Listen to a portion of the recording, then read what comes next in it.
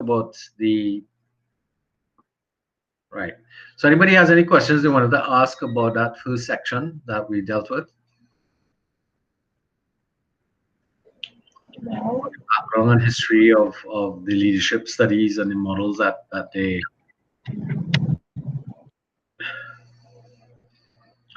Everybody's okay with that so far? Mm-hmm. So let's kind of try and quickly go through the. Now, guys, feel free to stop and ask questions, right? So the next can you see this by the way?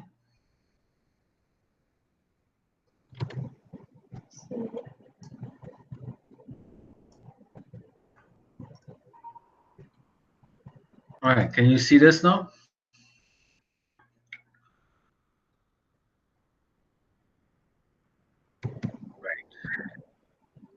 All right, so can you guys see this now?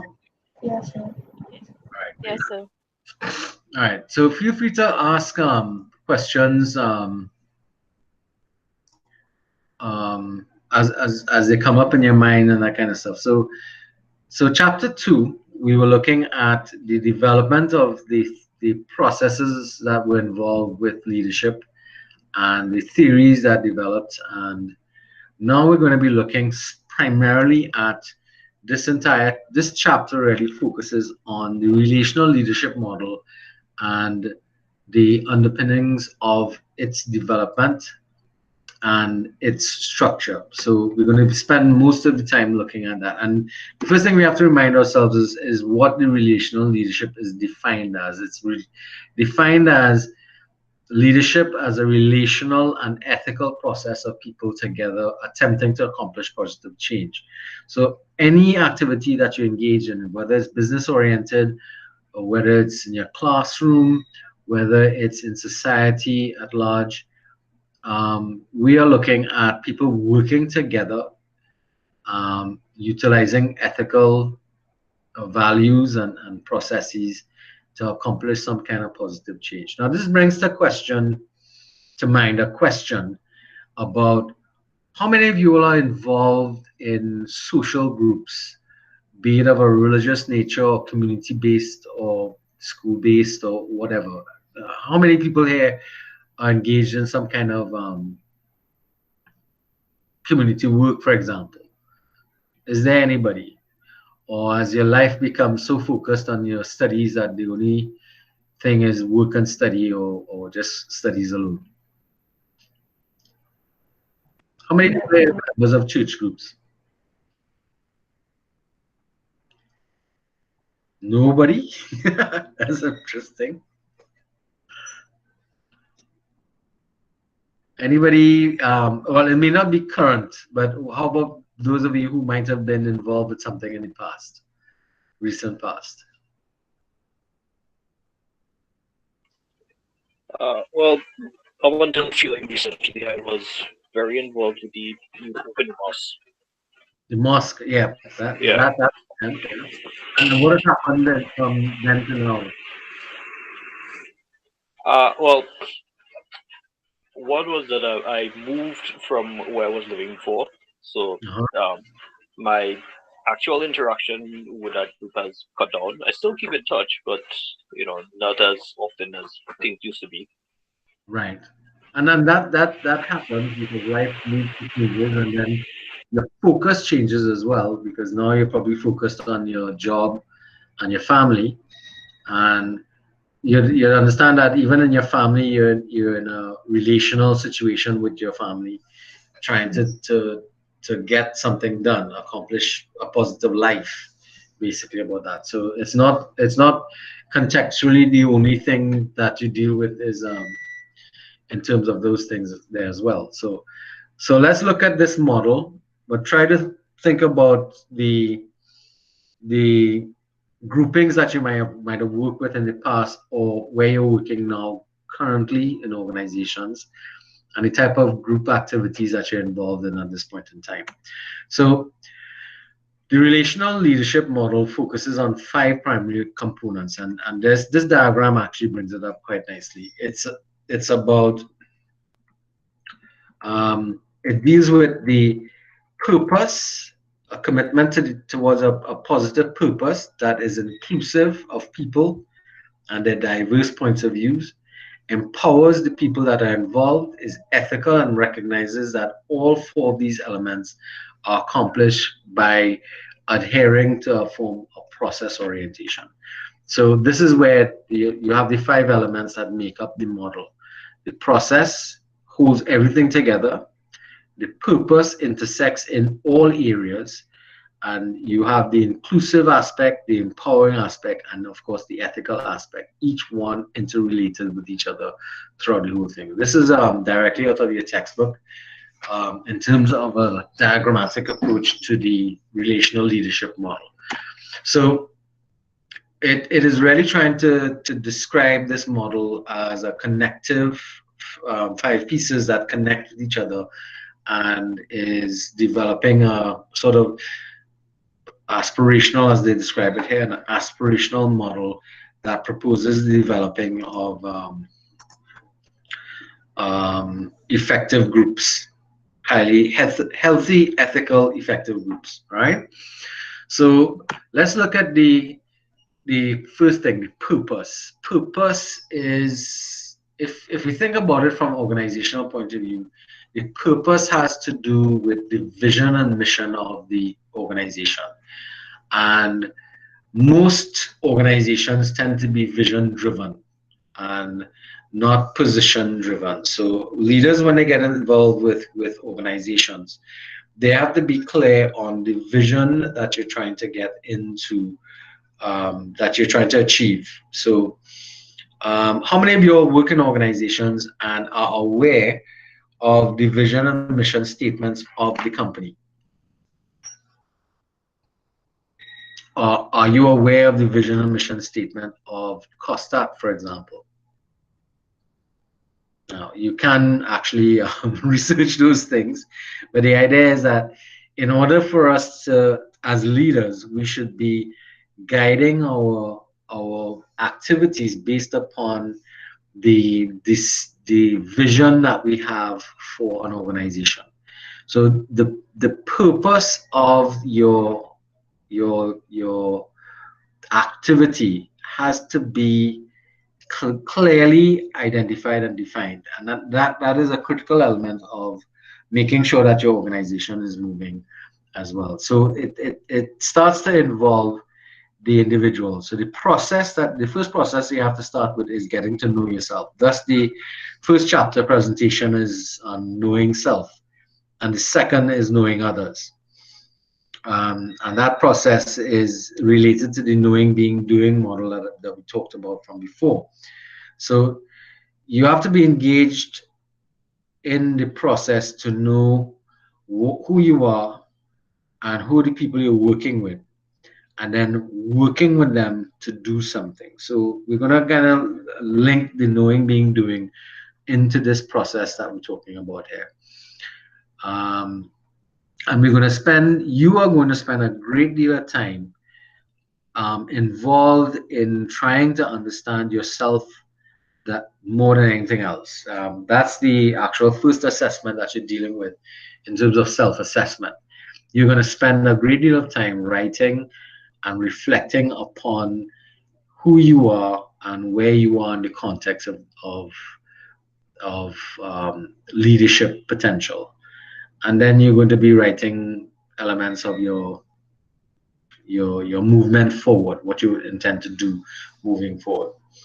Now, they keep on talking about this knowing, being, doing as circular, as opposed to straight. But it's not really circular, as it's more spherical in design, because every time you go through a process of reflection, action, reflection, and increasing, you are actually cycling outwards. Because each time you do the process, you ought to be becoming increasingly aware of who you are, what you're capable of, what people are capable of doing, and how you've been doing things to make it better. So that every time you make one rotation through this process, you should arrive at a greater awareness that allows you to take a more enlightened path through the second time around and then the third time. But each time, basically, your perception and your awareness starts to cycle outwards until you become better and better at doing something. And it's a never-ending cycle of growing awareness. And it's like life, when you first started to get to know yourself as an individual, your experiences were very limited to those things around you. As you increased your perception and awareness of things, you started to understand more. So every time you've gone through processes, if you think about it from an annual point of view, it can just simply be looking at you just getting better and better at all the things that you're doing. So you're every aspect of your life, you were just cycling outwards. So it's more of a spiral than a circle, but it's a process that is utilizing that circular approach to things, not a developmental path, but a straight circular approach to things. So one good comparison that they use here is, and they brought it out from teaching practice, is head, heart, and practice, and that there's a connection between the knowing, the doing, the being and doing aspects, that practice aspect being the doing. And if you try to leave any one of those stages out, knowing yourself and the heart aspect, you will not be able to develop. And that process is linked with the leadership process that we're looking at here. To be, in my case, to be a better teacher, it's important to be constantly revising and reviewing and getting involved and being involved and being and doing things in a particular way to make my practice as a teacher to be better. Now, this is only like going fully online. This is my second semester doing it. So it means that there's more development that's required, more research, more thinking, more reflection to, kind of circle my practice to make it better. So again, at the end of the day, your feedback is going to be critical and important for me developing that. But as leaders, the same thing approaches there as potential leaders ourselves, all of us. We have to be applying the process over and over again to try and improve on what we've been doing. As I said, if we look at the authentic model, which we're going to borrow some of the stuff from that into development of the relational model that we're looking at here, you're going to realize that you don't just arrive at high levels of ethical values and stuff. It's something that you've learned from life history, from your own experiences and making mistakes. And that's going to be something that's also going to be important in this model as well. Now, we are allowed to make mistakes. It's not that you have to be perfect. Nobody's perfect. So that knowing, being, doing thing is going to be encompassed in the whole process. All right. Knowing means you have credibility because you know what you're doing, you know what you're about. People will tend to be attracted to you because you know what you're doing. And you have to demonstrate that. That's the being aspect. All right. And then when you execute, you would execute being in that level of expertise. Now, it's not something that you can just arrive at overnight again, as we said. It's something that you have to develop over time. So the 4 levels of skills that this model talks about is your conceptual skills, the ability to think creatively, which is to take something that is not a concrete experience and start to begin to conceptualize it and think creatively about it. Then you have to develop your technical skills. That's the doing part of it. And then, of course, you have the tactical skills. Those tactical skills have to do with the relationships you develop and the manner in which you conduct your relationships with other people. All right. So the knowing is an ongoing process that allows leaders to continue to develop, learn, and grow. So that's the part that we talk about in terms of that. The being means knowing that what values and attributes you are. So here we just start to look at the being part, being heavily influenced by your ethical stance, your ethical values, and you're going to find that this is going to be critical across the board. You are who you are based upon observation of your ethical behaviors. And there's a whole section that we're going to, in fact, your midterm activities is going to center around ethics and ethical values and that type of stuff that we're going to be looking at there. And of course, the doing will be the exercising of your actions that will reflect those things that we talked about before, your knowledge, your capacity, your ethical values, all those things will be seen in how you do things and how you go about doing those things again. Now, one of the things about doing is that you have a situation where that some leaders fail to act, and they fail to act because they want to get everything right, and that is actually wrong. There's no, you cannot get everything right when you try to execute anything. You will make mistakes. The first time you do something, the second time you do something, you do it better, and so on. And as leaders, we have to actually be cognizant of the fact that when ourselves and other people try to do things, we will make mistakes. But does it mean that if you make a mistake, that's the end of it? You give up and you that kind of stuff? Nope. You have to have tolerance for people who make mistakes. So this last point here, leaders who set a standard for zero defects, no mistakes, is also say don't take chances. Because if you have that mindset that I don't want to make a mistake, and therefore I'm not going to do it if I can't get it right, it means you're going to end up doing nothing. And at the end of the day, that's just you're wasting time. Okay.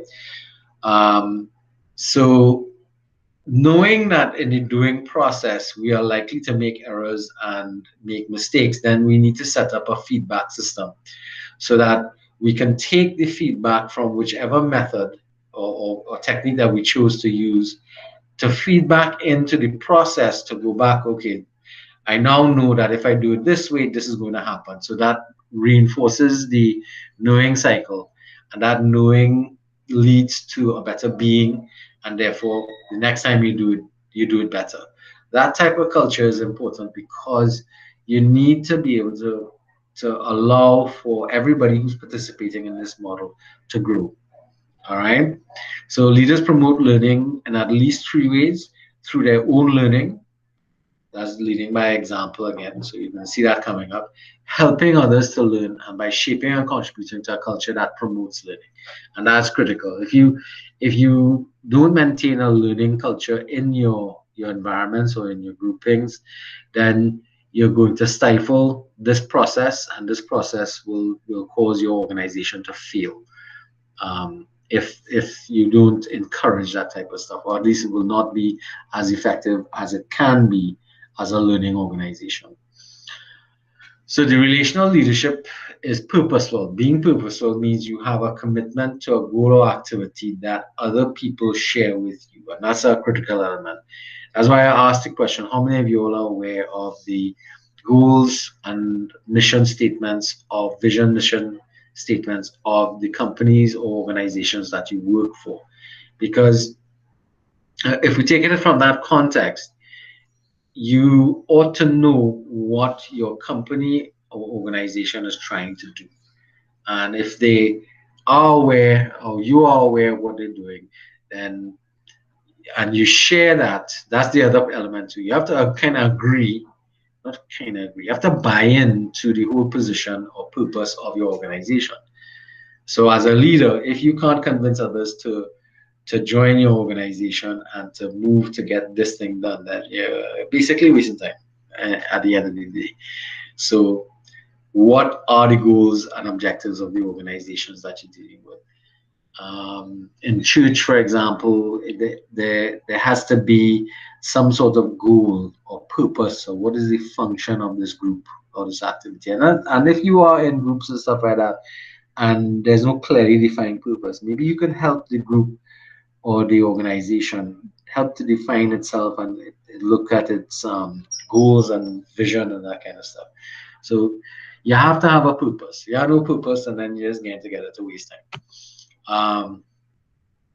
And everybody who's in that organization must be able to buy into that and have a good idea of what they're doing. So that's a very thing, and there are two aspects of it. There's the personalized vision and the socialized vision. The personalized vision is that you have to be personally related to, refers to the person usually with the legitimate authority announcing a dream or plan or imposing it on others.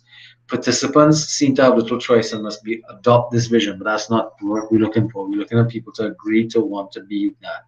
And that vision then has to be socialized. So socializing the vision means that you start to bring the group into recognizing that that vision is a shared vision. And more than likely, you might start with your own personal vision, but your vision will change once you start to share it with others, and that vision begins to build into a better image. You have to be careful that sometimes you have to be aware that the people around you are actually contributing to the development of your vision and mission in with the same motivation behind it. The motivation has to be one of accomplishing some overall goal. Um, a question that I usually ask at this point is, have any of you all ever taken part in any organization with the development of their vision and mission statements?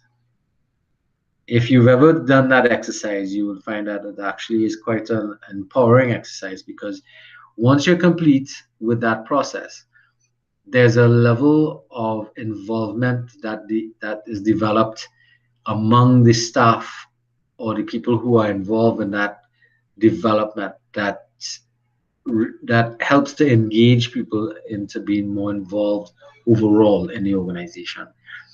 It kind of develops commitment towards that vision, the achievement of that vision, and therefore, you're not going to ask people to. You don't have to ask as much, because people will be quite willing to say, okay, I share this vision, and therefore I know I need to be doing things to be able to get that now. Those are things that you can look at with that. Effective leaders don't just impose their vision, they recruit others to a shared vision. And that's the whole point I'm talking about. So again, the vision is part of the purpose that we're looking at. So remember, it's not about what you want as a leader, but it's about what we want as a group to get done. So how many here of you have your own personal visions of where you see yourself in the future? This requires an answer, guys. How many of you all have ever articulated a vision of yourself 5 years, 10 years? Anybody? Well, I have a vision of where I want to be in the next, like, let's say 5 years. Uh-huh. I recognize that things change, so it's not set in stone. Things will change as life goes on. But Riaz, are you by yourself or are you married? You have married. Right. So is your vision that you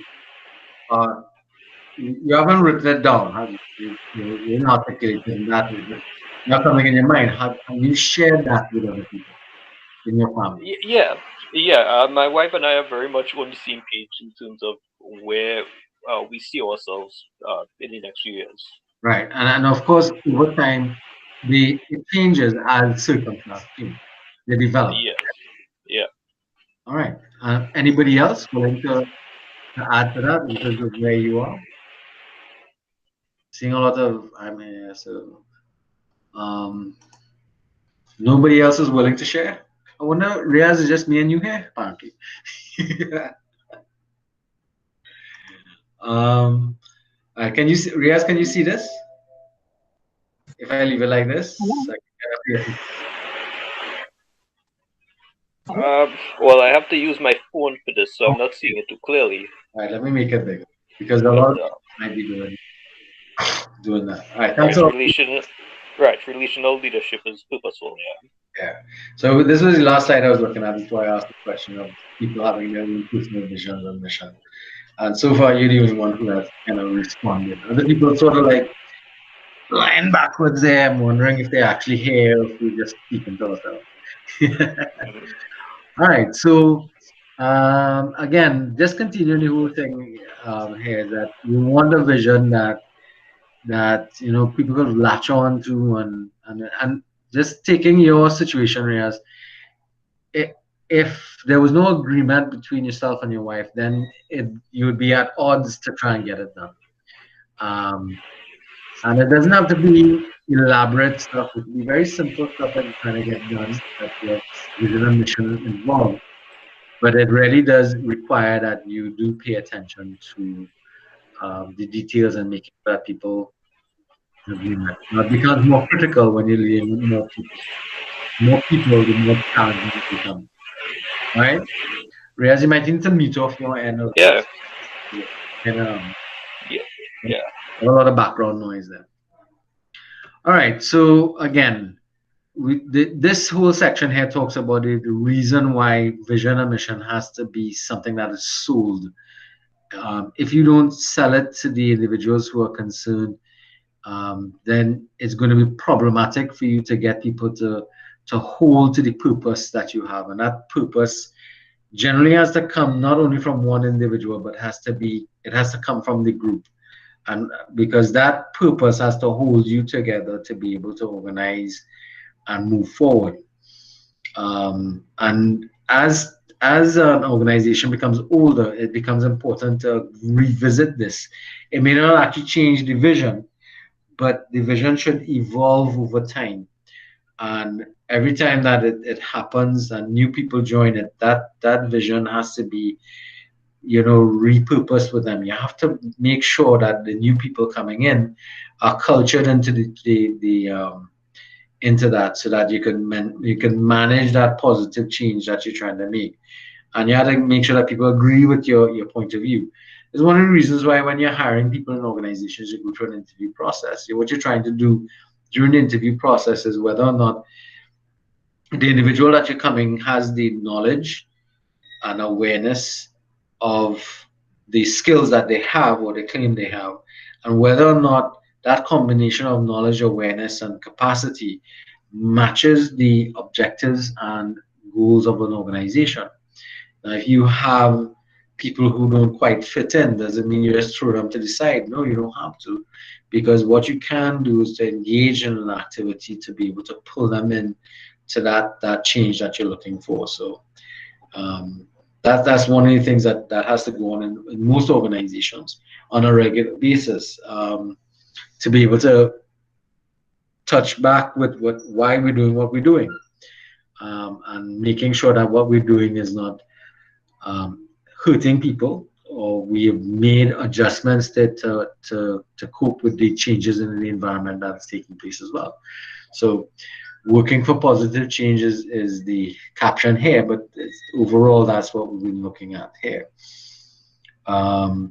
And again, it's something that you have to be constantly working on, as especially at the beginning of any organization. You have to be able to pay attention. So what causes us to change? And that's the question that's coming here. It talks about unfreezing, changing, and then refreezing. Generally, what causes us to want to change is something's happened.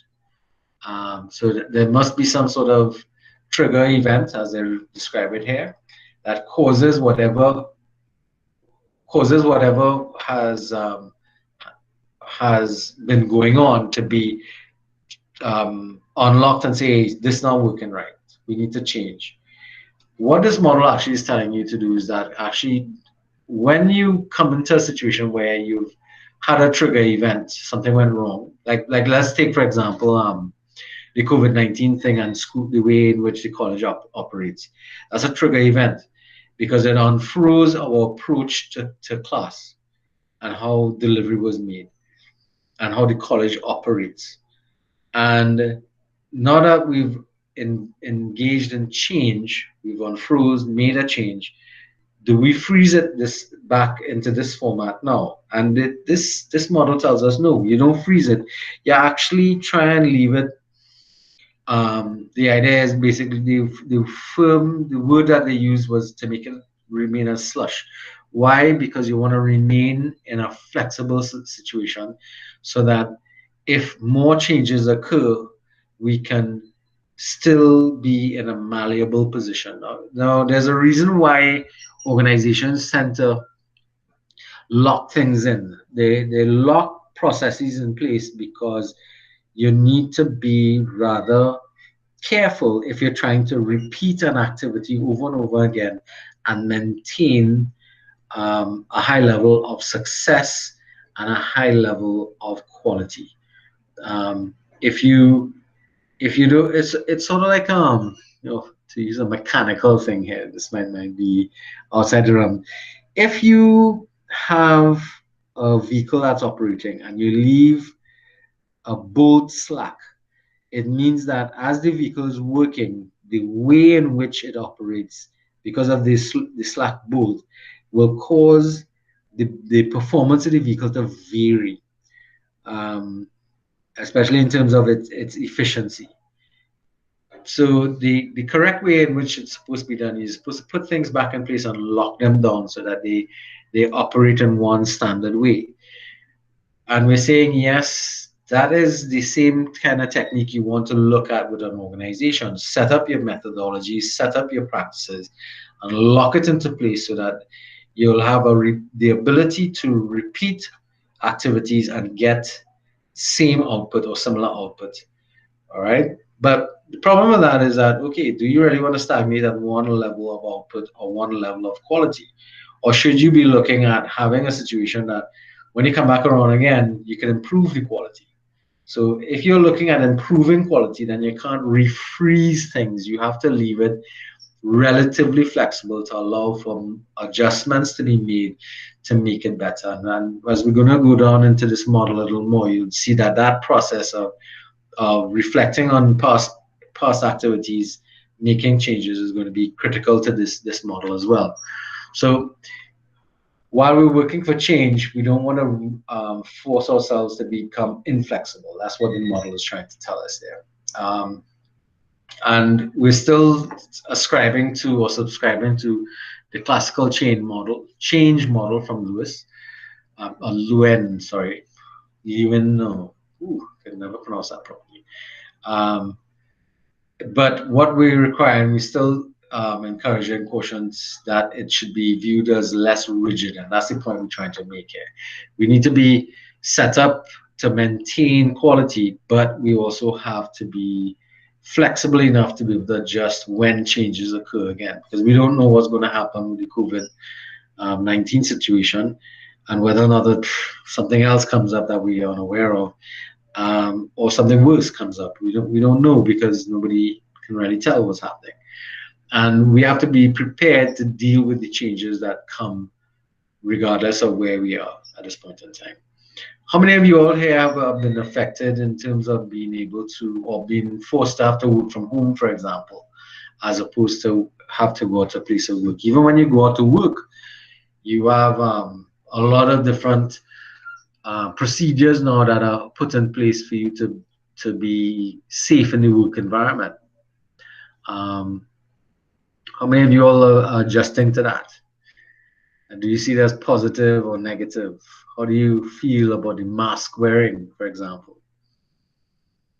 And I don't want Riaz alone answering this question. I want other people are participating as well.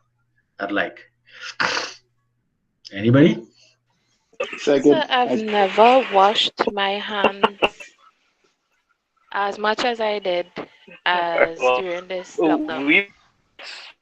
It worked by me. All right, who's the second person here? I've never washed my hands as much as I've done during this lockdown ever in my life. All right, and sanitizers, like at round every corner, elevator, office, sanitizer. yeah, but Yeah. understand that is those things have been around before, but it's now become a requirement. Sorry, that's what I'm saying. It's like it was always there in existence, but no one really paid attention to it until it became a staple, like a everyday staple, a every minute staple. Like sometimes you're walking in a grocery mindlessly, and then you get stopped. Go back outside and wash your hands or sanitize or whatever. Correct. Yes. So again, status, behavior, that kind of stuff, and even in your home, you're supposed to be exhibiting some of those things. I think somebody else was trying to say something. I think I heard somebody else trying to say something.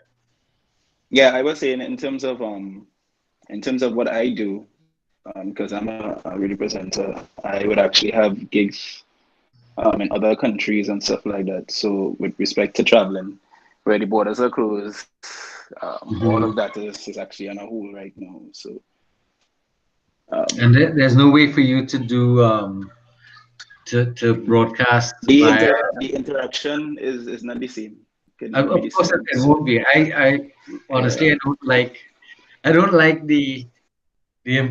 I mean, I'm sitting in a room right now and I'm talking to the wall, literally.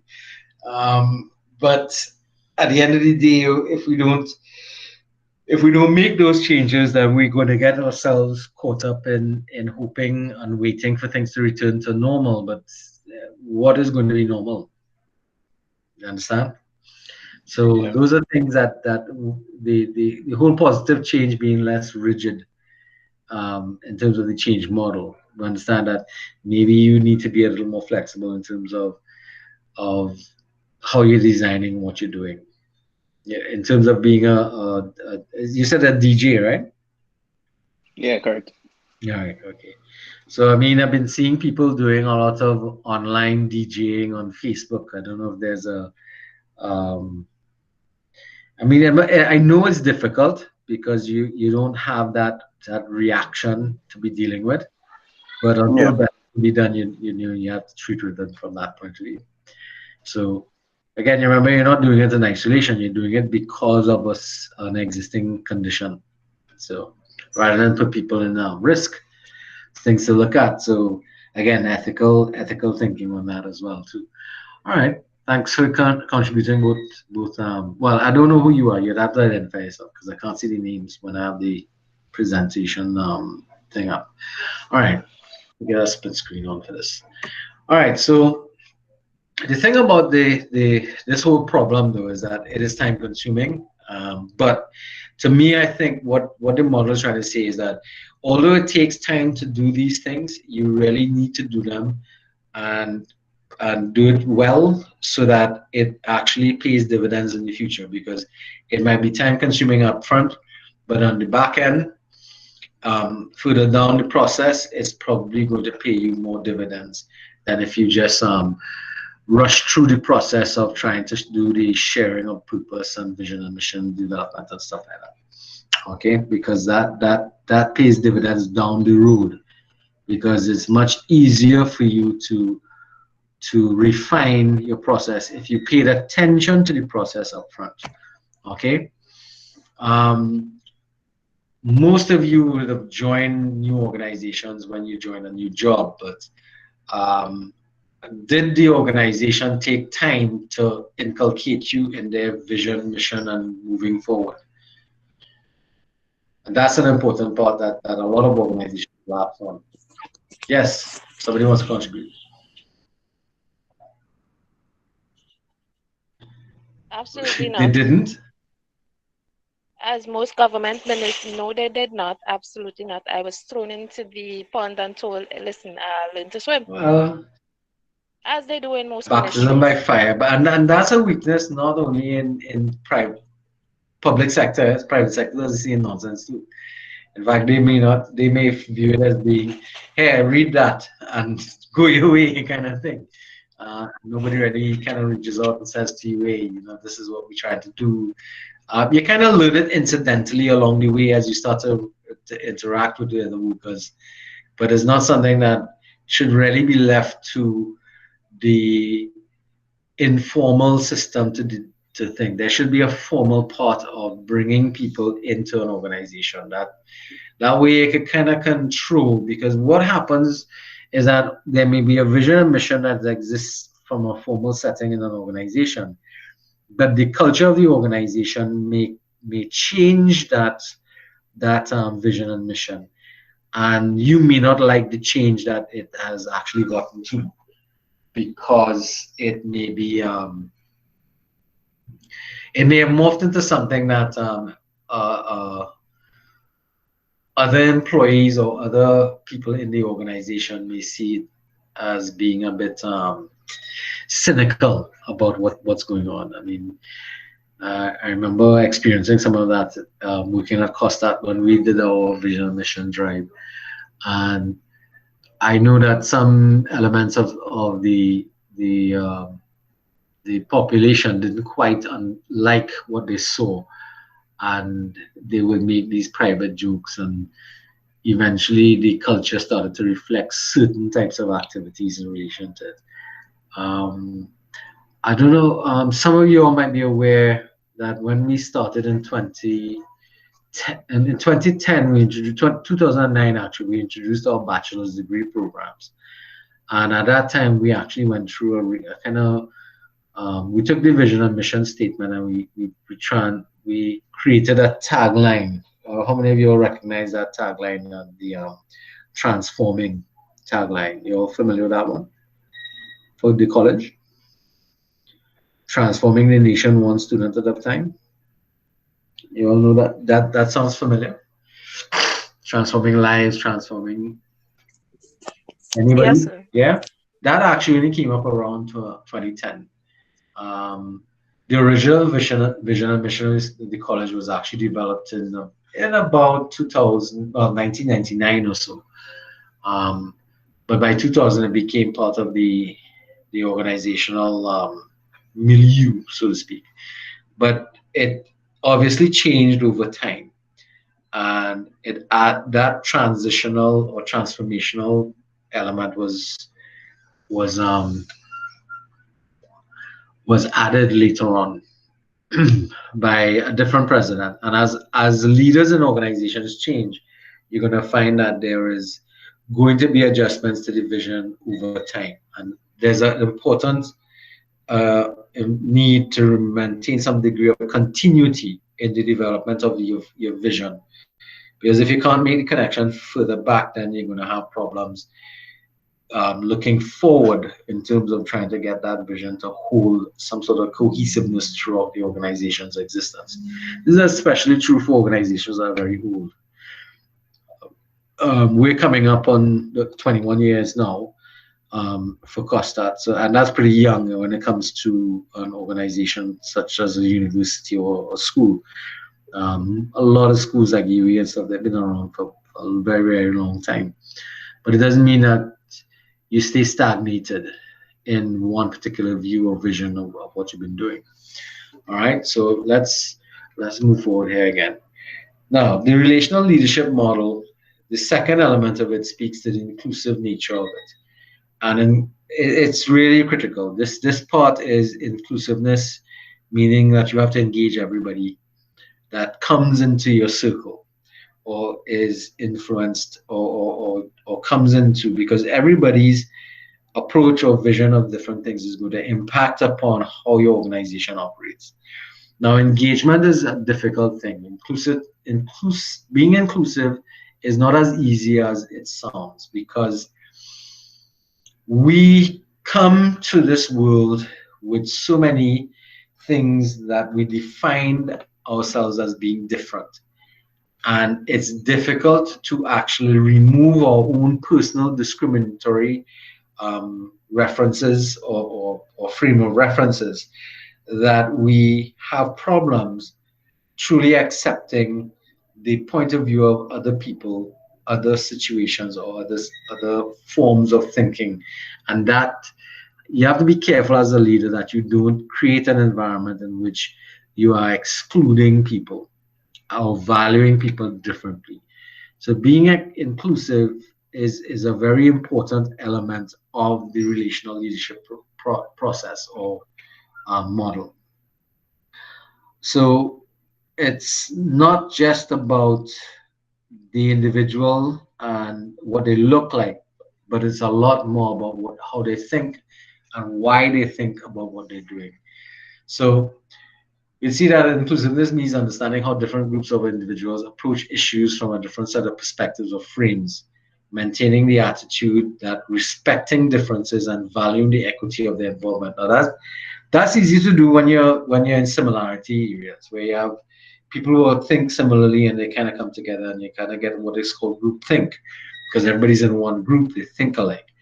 But the importance of having somebody who's going to come into an environment and think about something from absolutely totally different is important, because if everybody's locked into group step with each other, and you're in that group think mood, everybody's focused, everybody's working together, it's important to have a dissenting voice, because that dissenting voice can bring a new option into the whole process that will create we didn't think about this. And that's one of the things you have to appreciate about differences. Differences bring different perspectives that you cannot bring. And I'm saying that you cannot bring because you're already locked into your perception based upon how you understand something. And it's really critical that you understand that you have to appreciate it's not easy to do, but you have to appreciate the different concept that comes from somebody else.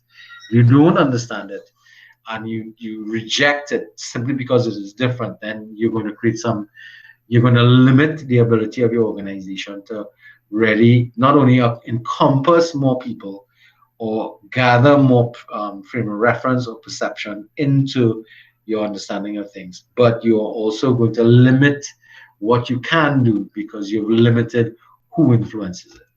All right, networking and that type of stuff is really going to be critical, but we have to learn to put down our natural want to exclude things that we don't agree with and we don't see as being necessary valuable. So you have to be careful with with your criticisms in terms of being inclusive. So be careful with that.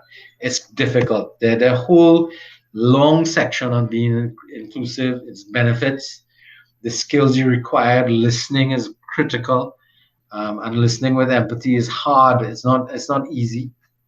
Empathy is a little further than just listening. Empathy is listening with the idea of trying to truly feel and understand how somebody else feels about something. Those are skills you have to practice. They don't just come overnight. You really have to try and listen and feel for somebody and relate to them from that perspective. And those actions of inclusivity they require leaders are required to really develop that, because if you don't do it as a leader, other people in the organization will not do it, because they will pattern their behavior based upon how the organization's leaders and its culture deals with that difference. This is something that is critical in the United States in particular, because there's such a male-dominated and white-dominated society, that a lot of organizations struggle with this particular element, especially where they kind of don't listen to their staff because they perceive them as being different and not necessarily equal. And that's another element that we need to be aware of. I mean, we don't think about it here in Trinidad like that, but I mean, we do have this similar type of issue because the different races in Trinidad view each other differently, and we are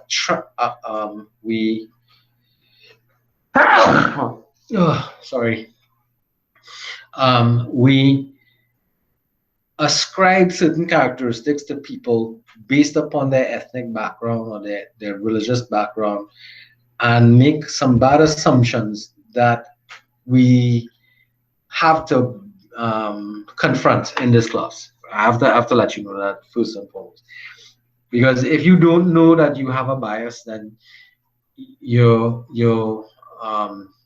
going to make poor decisions based upon that bias. So I think one of the nice things about this environment in teaching like this is that because I don't see my students, I have to treat everybody with some degree of generic behavior. So I have to treat everybody almost the same way. But being truly empathetic means that everybody must be an individual, so that they need to be treated with the same degree of respect. But there's a need for me to be more careful with persons who I may have a natural tendency to want to perceive as being diametrically different to me, as opposed to that. And the difficult thing about it is that nobody intends to be racist. It's something that we get taught along the way. So if you understand the whole concept of racism and that race superiority thing, it's almost what we call a conditioned response that we tend to have bred into us, and it's something that we have to pay attention to because we haven't been ventilating this enough in our society, and we're reaping the rewards of that unwillingness to confront those issues in a meaningful way in our society. But we just hope that we don't do it. You know, everybody is a Trini kind of thing, but we do have some deep-seated issues, and it especially rears its head in the more rural areas of Trinidad and Tobago, because there's less clashing that takes place that forces you to have to treat with it, because you have pockets of people who just ignore each other basically in the rest of the environment. I don't know how you all feel about that, but that is something that we have to pay attention to in the inclusive element of the leadership model.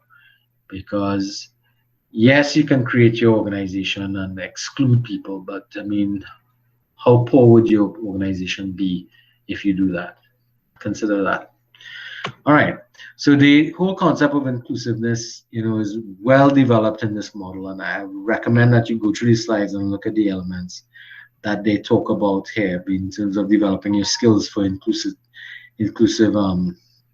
behavior, in terms of just your language usage, how your groups would work differently if you use a lot more we as opposed to I. There's a good distinction here. I mean, when you're in group activities, I see some of the charts on some of my other classes where they're using a voting methodology to determine decisions, to make decisions. But why not, instead of using voting, to use consensus as a model to decision making? And what's the difference between the two systems, voting as opposed to consensus? Can anybody explain that difference to me? Let's get some other subjects, some other people to. All right. Well, with voting, it's really about whoever gets, or whichever idea gets the most votes, that's what you go with. With a consensus, you're more so trying to get everybody to come to one conclusion, to get everybody in agreement. Right. And would the conclusion that you're coming up, or the concept that you're coming up, be more reflective of everybody's input and consensus than in voting? In consensus, yes, it would be more reflective.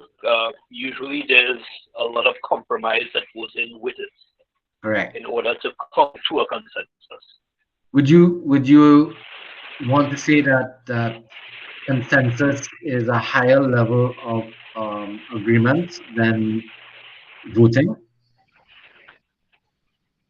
Yeah, I would agree with that. Okay. Would anybody else agree with the discussion that Reyes and I are having? Or do you have something different that you want to add? Because all of you all are a little guilty of this, when you all are in group activities. You vote on things to make a decision. And a lot of people see it as being, well, the easiest thing to do is to take a vote. It's not. No, it's true. It's true that when you vote on things, it's easier because it's kind of like, yeah, when you're done, you're done. But what happens at the end of the day when the vote is finished, and a lot of people, some part of your group feels alienated by the decision that's been made, and they walk away from the decision saying, well, this is not my choice, and therefore I'm not going to do anything to help it. That's not going to be useful. Let's broaden that to society. When we have elections, have you ever really paid attention to observing how many people don't vote? And so you end up with three groups of individuals: those who vote for well, in our case, we have three parties. Well, we had a few more parties, but they were minority parties. All right. So in essence, you have those who vote for the government.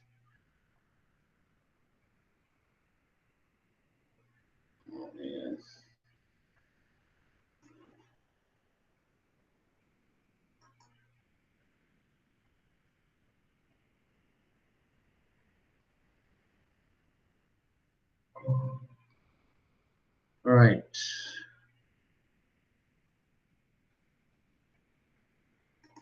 Did I get back everybody? Yes, sir. All right, because I lost my connection there for a minute. All right, everybody's back?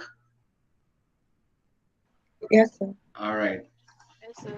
All right. Yes, sir. I sort of just dropped my connection there a little bit. All right.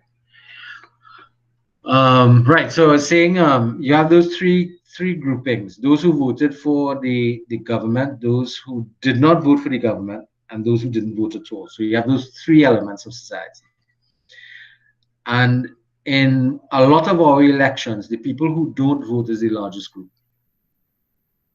That speaks to me of a lot of people who are totally disenchanted with the system of democracy that exists of voting in our country. That's dangerous. Why? Because when people disengage from the decision-making methodologies that are chosen by the country, it means they're no longer going to start to respect the decisions being made by those groups, and they're going to feel more and more alienated by that. That's dangerous. That's something that political parties need to be paying attention. When the participation rate in elections falls, so much so that that the majority of people do not engage, that's a dangerous thing. And something that you want to think about. That's why I say consensus building is a better technique to getting people involved and committed to your purpose and your vision than voting. Voting is rather exclusive in nature. It is easier to simply vote and make a decision. I'm going to say no. But fact of the matter is that consensus, though more work, would lead to a better quality decision and better quality organizations. All right. So let's pick back up from there and see where we're going.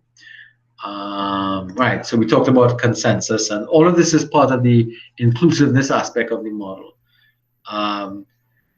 They also look at inclusiveness outside of the actual group itself, and here they're talking about those people impacted by the activities of your group, which are what we call stakeholders, and those people who might benefit or have an interest in your activities, who they call shareholders. All right, and you basically want to be including in your decision making processes and that kind of stuff, these individuals in your decision making process and trying to connect them into your purpose. Why? Because if they are not in your group but they're peripheral to your group, their behavior and reaction to your group is going to be critical to the success of it. All right. So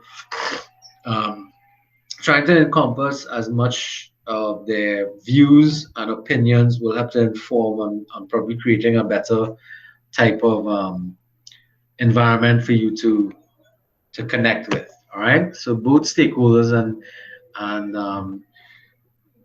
and shareholders need to be involved in your decision making. And what you want is to have them fall into this category of being supportive. You don't want antagonistic, especially in terms of shareholders, because that means they're going to create a lot more negative problems. These are problematic individuals because they have a high level of opposition, but they have low importance. But it may mean that your organization is going to suffer greatly from that. So you wanna look carefully at these things here when you're paying attention, because you want everybody to be ready in this area here.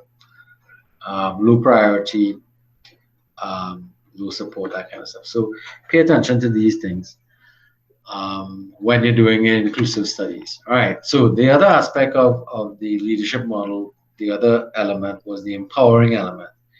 And empowerment takes on two parts: the sense of self that claims ownership. That means the individuals in your organization claiming ownership in the process of the organization, the the the activities that you're doing. Okay, that is you being you feeling as if you want to be there. So you have to set up a situation now, the environment that promotes that concept. If you don't promote that concept and you don't set it up in such a way that people can feel empowered, then you're not going to get that empowerment that you need in your organization. All right. Now, so again, you have to create a situation that people are going to want to be engaged. So you have to empower others to act. And you just can't do it half-heartedly. You have to set it up in such a way that people can feel as if they are really empowered. They can't just be empowered partially. It has to be whole hog or nothing. All right. And the conditions that you set in your organization cannot block it. It has to allow for full involvement. Without that, your empowerment will fall flat. So there's a lot of explanations here about how empowerment is developed, and how employees react, or how members react in organizations when they feel that sense of empowerment, because that level of empowerment will create a situation where people are going to want to feel involved. They're going to want to take meaningful decisions. They want to commit to doing things in the organization. That is the setting up the situation where people feel that they could go and get that and claim that empowerment. All right. And the empowerment environment also has to be a learning environment, which means the environment cannot condone somebody if they punish people who make mistakes. Because if you set up a system like that, if the minute you make a mistake, you get chopped off at the head, then forget it. Your empowerment is superficial and it's not going to work. They have to be able to make mistakes and learn from those mistakes. So the same process you use about your own self-development, about making errors and making improvements, has to also be part of the empowering process that you're looking at. All right. So when we start to talk about empowerment, we're talking about power. So we have to understand a little more about the dynamics of power to understand where we're going. So we have positional power, or political leaders that have to be willing to share power. And that's what empowerment means. It means giving up power. So the leaders of organizations have to be willing to give up some of their power. And more importantly, the participants in the group have to be willing to assume the responsibility that comes with that power when they get it. So it's one of the problems we face out with learner-centered approaches to teaching. Teachers give up power, being willing to give up power, but are the students willing to take the power? And the power they're talking about here is the responsibility for learning. Learning is the responsibility of the learner, not the teacher. The teacher's responsibility is to facilitate your individual responsibility of learning. Now, a lot of people don't like this, but this is the cornerstone of learner-centered teaching technology or techniques. Teachers might be willing to give up the power of that authority, but are students willing to assume it? That's one. And in other organizations, you have employers who are willing to give up their positional leadership power and hand over that power to employees. But are the employees willing to take it? Now, that's the element you have to do. You have to be really paying attention to that, because maybe you're doing something to discourage that activity. So let's understand power a little more. So traditionally, power is looked at as zero. You either have power or you don't. And that approach is something that we're going to discourage in this model. Power is something that is to be shared. So it's not about a zero sum. It's about sharing responsibility. So you have some power, but you don't have all power. Or you have a great deal of power or less power. It depends upon how you want to look at it. So different people are powerful in organizations for different reasons. And different types of power exist in people, or in organizations, or in relationships over time. So you have the power dynamics that run from the traditional autocratic power, that's power over other people.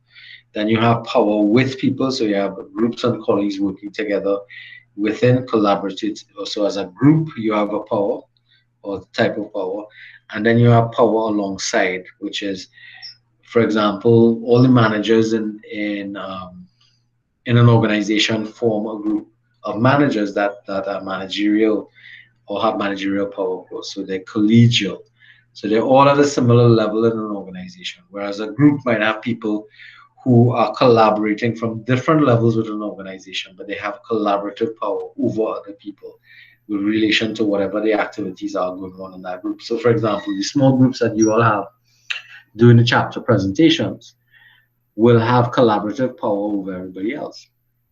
You can have a combination of collaborative and collegial power over everybody else in the class, because you are now given the responsibility and the authority to teach the chapter. You follow? So we're practicing the sharing of power here. So you could read these areas here, but let's look at sources of power. This is where does power come from? Power comes from these 5 basic areas, and this comes out of the management studies. They come from power from expert power, reverent power, legitimate power, and coercive and reward power. So there are 5 different sources of power that exist. So expert power is based upon, you're an expert at something, your knowledge, your training and stuff. They give you expert power from these things. People will trust that you know what you're talking about, and therefore they defer to you, and you end up getting that kind of power from being an expert at something. Referent power is different in that somebody has risen in the ranks of people's perception, not necessarily through, well, it could be through a combination of the length of time they've been in an organization, or the kind of knowledge base that they have. It's not just in one thing, but in such a broad scope of things that people look towards that person as kind of guru in the organization, and they get elevated to that. There's no position with it. Huh? This is somebody who might have this reverent power, but not hold any positional power, which is the next one. Legitimate power is the formal role that a position holds, that a person will hold based upon the position they've held in the organization. All right. Again, exercising legitimate power is difficult, though. You have to be careful, because that could backfire on you if you use that power to do too much. So I am the boss, so you sue us. That kind of behavior is where you can abuse legitimate power. Yes, you are the boss, but that don't mean you have to behave like a fool. So those are the kind of things that can come up. So legitimate power is one that has to be used with care. All right. Then you have coercive power. Again, this is one you have to use with care, because if you use coercion to influence people's behavior, now coercion has to do with threatening people to do things, with either removing rewards that they have, like cutting your pay, or giving you a bonus as benefits, right? So if you have that kind of coercive power, and it usually comes with legitimate positional power, you got to be careful how you're using that, because you don't want to develop a situation where you depend on the coercion aspect of your power base to be able to make people do what you want, because that leads to a very unhappy working circumstance, and that will then lead to a situation where a lot of people will not care what you do, and they will tend to leave your organization rather quickly. All right, that's something that you want to pay attention to. Then you have reward power. Again, this is one where you have the ability to it's kind of like reverse to coercive, but the rewards that you're giving out is not just monetary, and well, as I say, plaques and privileges, but which is what we call extrinsic. They could actually see the reward. You get a gift, or you get a prize, or you get an award, or something like that. But they may also be intangible rewards, such as praise and support. So this is another type of power that can be wielded. You have the power to give rewards in your organization. So again, as opposed to the coercion part, you can use this part more than you use the coercion part. but it's argued also that if you don't give a reward, it's negative in its sense. So that double-edged sword to the reward power. Now, when you are in position of leadership, you have to be careful that you may have all of those or some of those, but you have to be careful how you're using. We talked about this already. You can't just willy-nilly use your power as you think you need.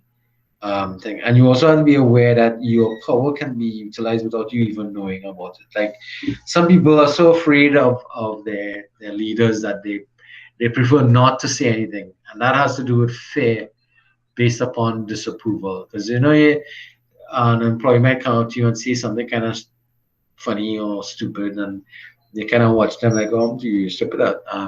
That in essence, because you might have referent power, could cause that person to never want to take a risk anymore.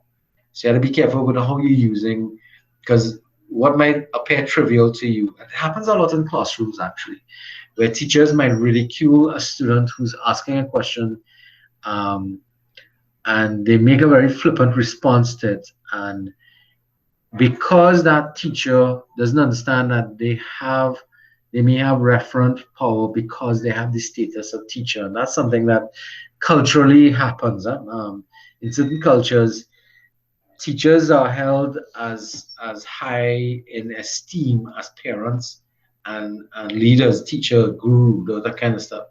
And for somebody who's held in that level of esteem in particular cultures to utilize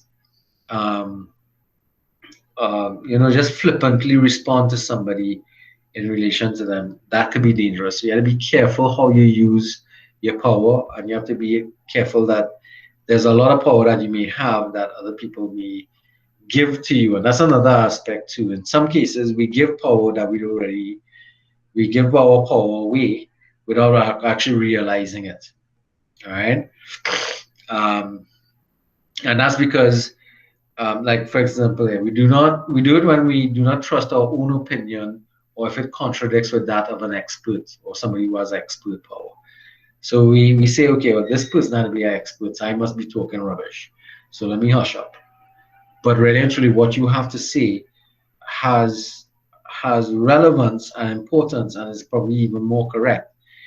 But because it may bring you into direct competition with somebody who's given expert power, you might feel, okay, I better not say anything about this. So you have to look at that too. And you also have this situation where we tend to give power to people. We tend to also give power to people when they don't necessarily need it, because we make assumptions. So like this example here, we've given this person the assumption of having a particular set of power because of the major of their study, and that could be wrong. All right, so we have to be careful how we use power. We have to be careful of how we refuse to use our power or give up our power, and who we give power to. So those are things in terms of understanding power that we need to pay attention to. I know this is a lot, but you have to really think about it. We also have to look at the finite type of relationship between power and its usage. So the concept is that, is power finite? No. And can it be shared and amplified? Yes. But traditional thinkers don't think of power as being infinite. They perceive that power, there's a limit to power, and holding on and protecting my power is of critical importance, and therefore giving up any part of my power is not something that we have to look at. So the movement away from that old paradigm into the paradigm of sharing and empowerment means you have to give up power. And you have to give it up, because interestingly enough, as you give power, you gain more, because you gain a different type of power when you give up legitimate power. And that's something that you have to experience that a little bit, but I think you may appreciate it when a manager in an organization gives up the responsibility of doing things away from them to other people. But you also have to make sure that in the context of that being done, that is being done correctly. Now, that means that when you give up power or when power is given to you, it has to be done in a manner in which you are not being set up or you're not setting somebody up. All right, it has to be done in some degree with some degree of honesty. So this is what I'm talking about here. Those who hold power must be held accountable.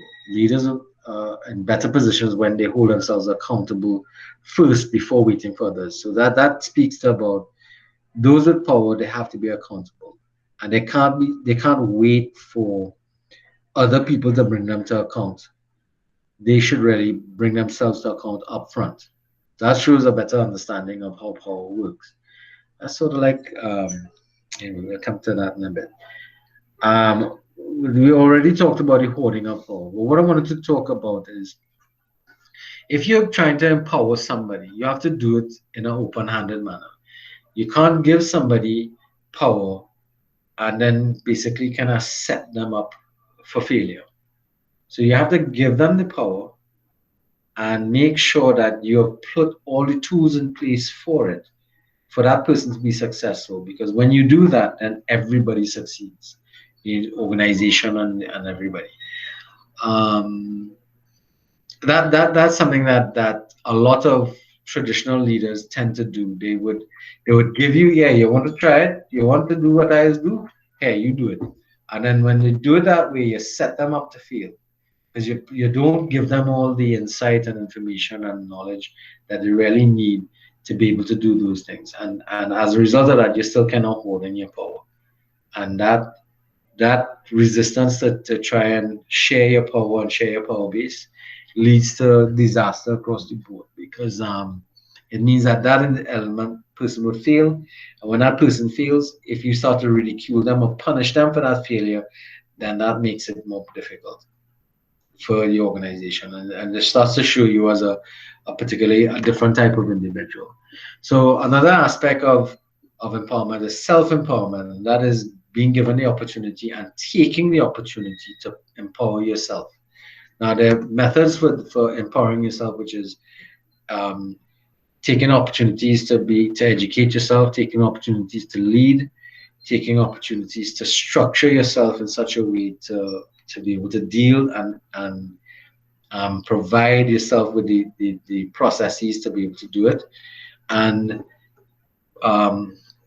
you have to make sure that if you are providing power for somebody else or sharing your power with somebody else, the same thing I was talking about, making sure that they have the resources to get it done. You have to also, you just can't give it them to do and leave them alone. You have to mentor the person in being able to do it. So yeah, you don't go on micromanage, but you make sure that if they have problems, they can come to you and say, listen, I'm having a problem with this, how you treat it with that aspect and stuff like that. That's something that you need to be paying attention to, and then actualizing, making sure that you ask for and take it on and claim it. Actualization, right? Empowerment is really important in this model and actually makes the work of an organization much easier for everybody, because more people become resourceful in the sense that more people can do the job or can do that particular task. So when we get more people working on a task, they say, many hands make jobs lighter. Makes it much easier rather than one person working on a task. A lot of you may have, some of you may have participated in budgeting exercises in your organizations, given that this is budget time and whatnot.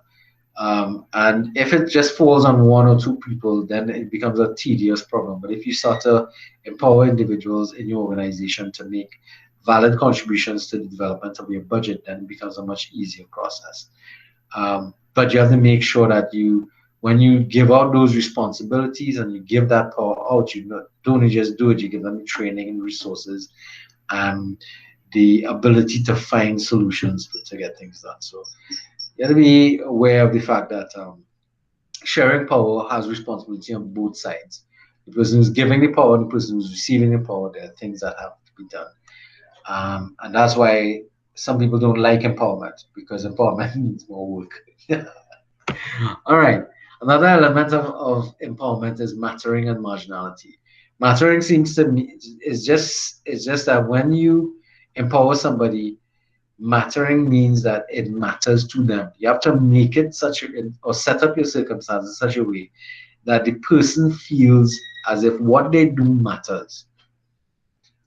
If they feel as if it doesn't matter, then they're going to be marginalized. So consider how many people feel marginalized when leaders make decisions, and all of a sudden all your behavior, all your actions become marginalized, because now whatever you did or whatever you were doing is now considered unimportant. So you need to try to make sure that you create that form of it mattering, and this concept will come up in another aspect of it. All right. So the opposite of that is, marginalization. You don't want to be marginalizing people in your organization, because if you marginalize them intentionally or unintentionally, you can in fact start to breed dissension in your organization, and that dissension can grow and fester and become problematic in other aspects of your function. So mattering is important. And then we spoke about the environment again. Again, the empowerment environment must be one that is accepting of learning. And learning means making mistakes. It means that you are accepting of the fact that when people do things, they will make mistakes.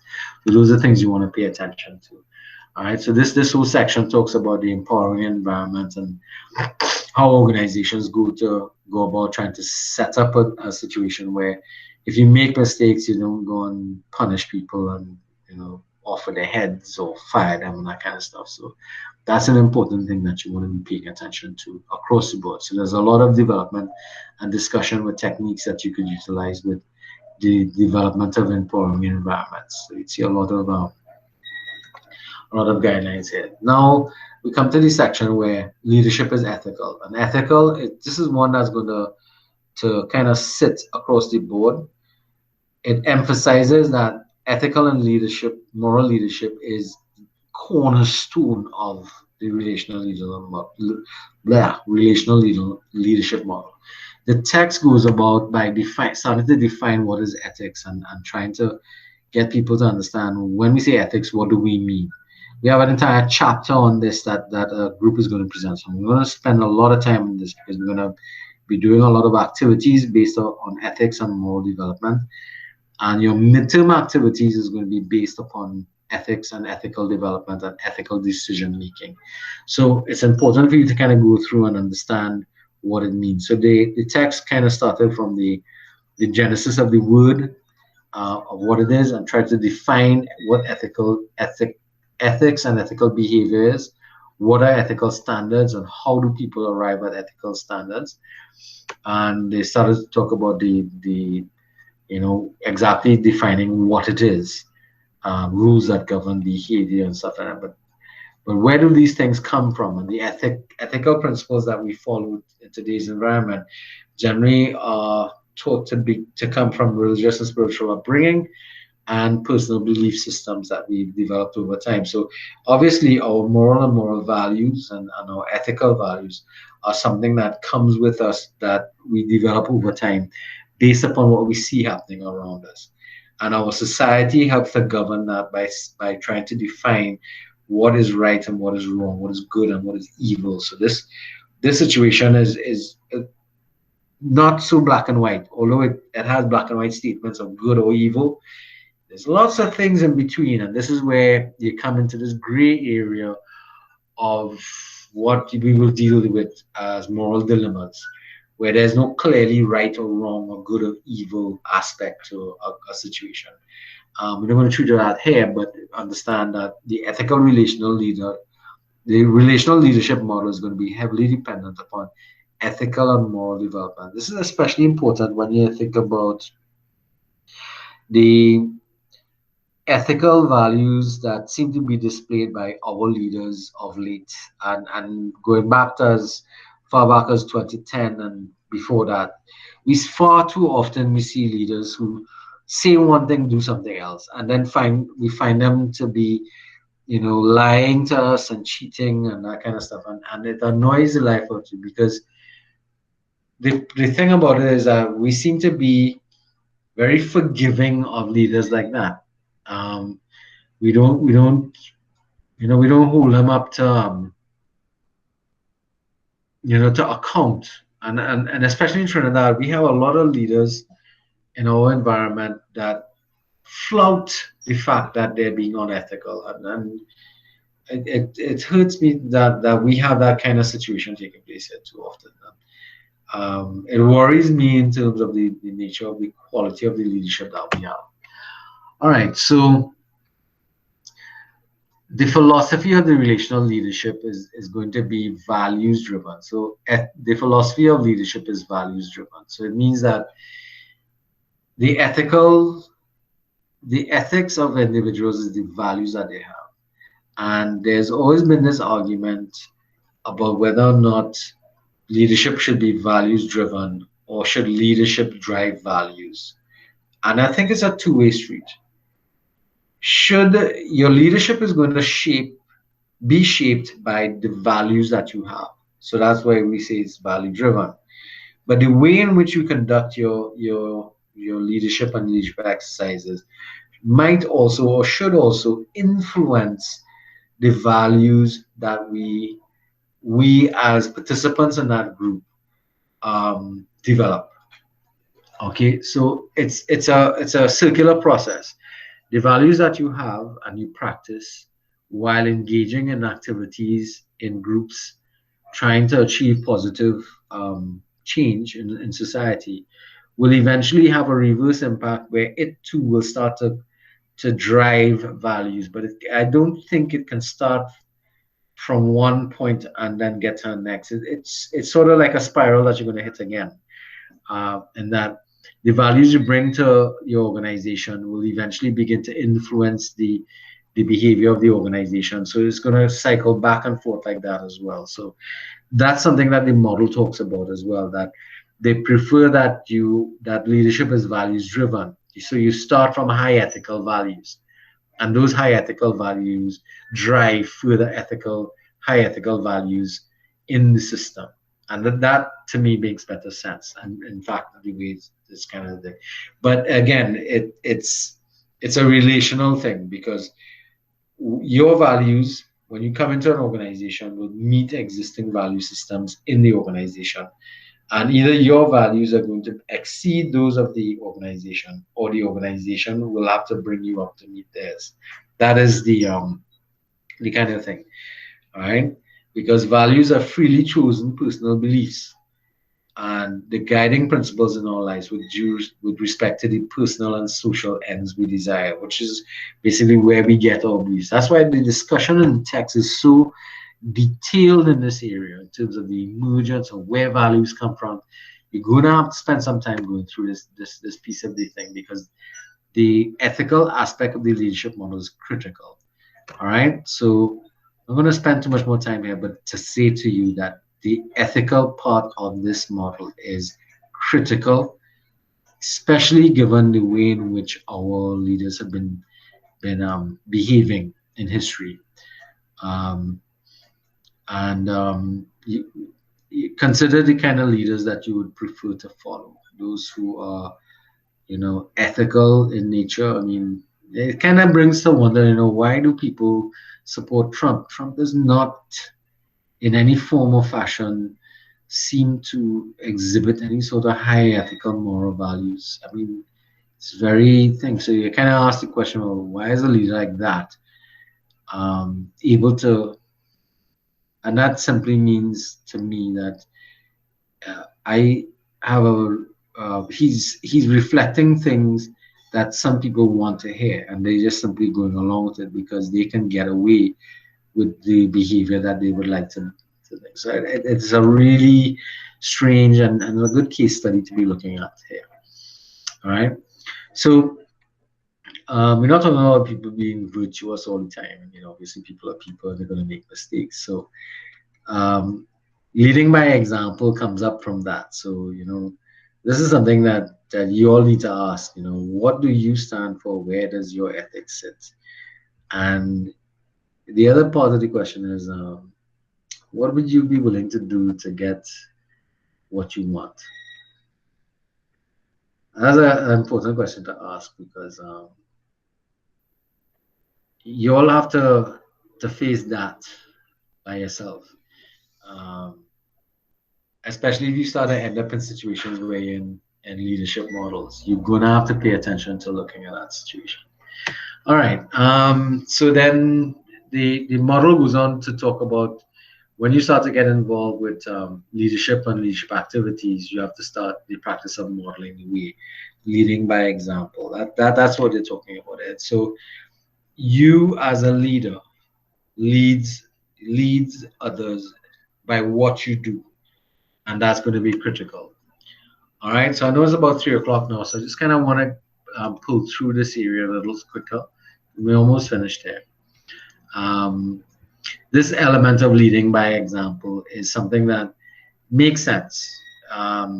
You have to exhibit all these conditions and all of these elements to be able to show everybody that you are who you say you are, and you're walking the talk, basically. All right. The last aspect is that the whole process of the leadership model is process built. And what I said about this is basically that the process is one that allows for you to repeat your behavior, but to repeat your behavior to maintain quality and to maintain consistency, but also flexible enough in the process to allow for the process to improve, to allow the whole organization to improve. All right. So, and it starts from the very beginning of the process in terms of recruitment down to the end where we talk about the achieving of goals. So the whole area of process is one that you have to be paying attention to. And one element that we look at here in terms of as I said, making meaning is another part. The process has to be meaningful.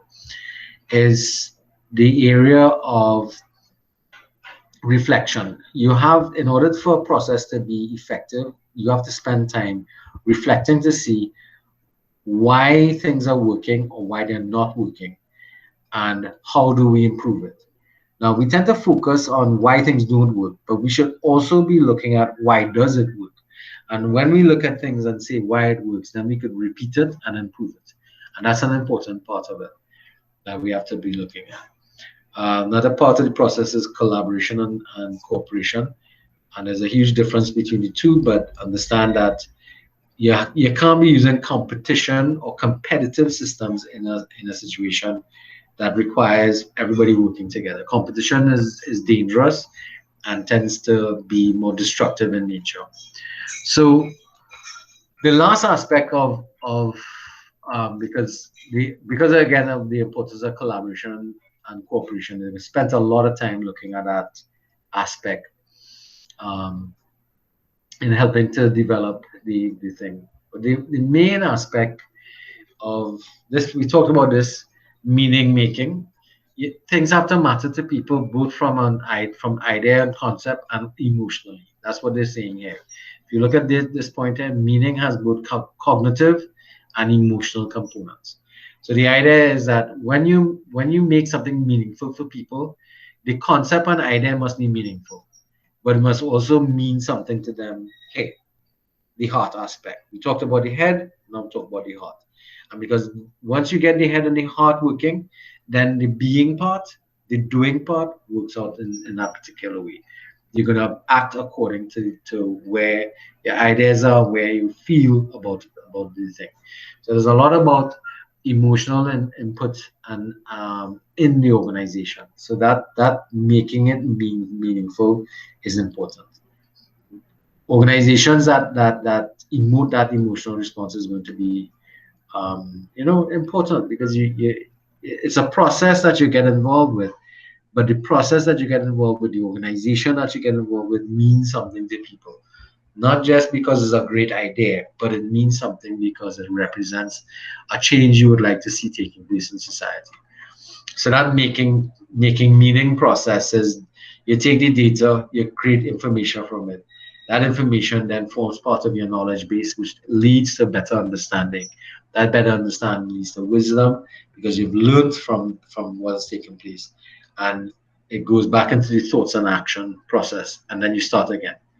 So that spiral thing that I was talking about before. You start from smaller bits of information and spiral outwards and outwards from it with all the information, and but you have to be open to that particular thing. All right. The other aspect of this, or the one that I want to get to, is the reflection and contemplation. It's a really critical part of the process that you get involved with. If we don't reflect on why things are happening, what's going on, why does it work, why doesn't it work, what can I learn from it, these questions here, we're not going to be able to bring the process full circle. You're just going to do things and continue doing it without really thinking about what we're doing and how we're doing it. And that part becomes a most critical part to the whole process. So the process requires reflection and contemplation to be able to bring us around to make change. That change is supposed to be reflective of us being able to improving the thing that we talked about. Many years ago, we used to be doing a lot of retreat activities in organizations. We don't see that a lot anymore because the expense of doing retreat activities kind of thing. But sometimes you can move the retreat and reflection into an online environment, and ask your workers to send up. But again, it depends upon their degree of involvement, empowerment, and so on. Get people to reflect on, well, what did we do this semester, and it's into a chat and kind of stuff. But how many of you all participate in your own personal reflection and contemplation? Because this is a habit forming. You have to think about engaging in reflection and contemplation at all levels of your life, not just only in an organization and at work. But you have to think about this from your own personal position as well. And it's not something that's easily done. The assignments that we're doing, however, is going to ask you to start to put this in place. So we're going to ask you to, now we're going to ask you, we've put an assignment in place for you to do reflections and contemplation. And that's where we're going to put this part of the process in practice with you guys. So it's a critical part that we has kind of wrap up the whole process. So of course, there's a lot of some discussion about the whole process and on the importance that it is. So again, as I said, this is a fairly detailed presentation of the model that if you don't want to read the book, you could just go through this and look at it. Or you could go to the book as an audio file on YouTube and listen to it as well. So again, we're moving forward from here. I expect that your presentations might be a little shorter because now you're looking at very small elements of the smaller elements of the model, so that okay, good. So yeah, smaller elements of the model that should be a little more manageable as we speak. All right, so any questions? I know everybody's tired. We're 7 minutes after 3, so we're almost an hour past. Anybody has any questions that they would like to ask? Any comments at this time? No? No, sir, I don't. Yeah. You're good? No. All right, I know everybody was tired. Hopefully next week what we'll be having is really try as much as you can to limit each chapter to about an hour. If we go over a little bit, we should be okay. But we'll see how it goes. But as I said before, the chapters going on are not going to be as dense as the first section of the book, because you'd understand that the first part of the book really put the whole model in context of where leadership thought and theory came from. So that's kind of dense because of the sheer amount of content that came with it. The other aspects are going to talk more about developing the processes of doing the elements of the model. All right. Okay, so if there are no more questions, and I know people are tired, we could call it quits for today. And for those people getting ready to present next week, if you have problems, if you have issues, you could always contact me and let me know, and we can forward that information or any decisions that we make to the rest of the group. I will try to update the the new dates for the presentations online, so that you can, kind of remind yourselves of where you are and what chapters you're dealing with. All right, guys. So with that being said, I'd like to wish everybody a good evening and thank you for staying with me and look for this long session. All right, Evelyn. Yes, sir. You wanted to ask something? No, no. Okay. All right, guys. Good evening. Get home safely. Good evening, sir. Good evening. All right. Thank you for. Same to you, sir. Yes, sir. Bye. All Have a right, good guys. evening. Thanks for staying this long. All right. So All right, guys. Take your time. Yes, sir. Bye. Bye, Sabrina.